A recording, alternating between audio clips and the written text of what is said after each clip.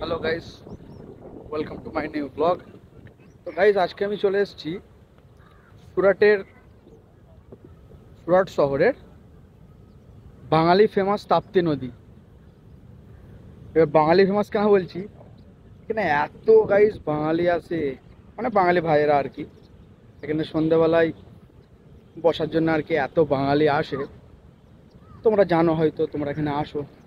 এখন এলাম, ছুটি হয়ে গেছে কাজ, তাই এলাম। তো নদীতে অনেক পানি ছেড়েছে, ওই জন্য যে সামনে যে ব্রিজটা আছে সেটা বন্ধ করে দিয়েছে। আমি যেতে গেলাম, আমাদের গাড়ি যেতে দিল না আমাকে।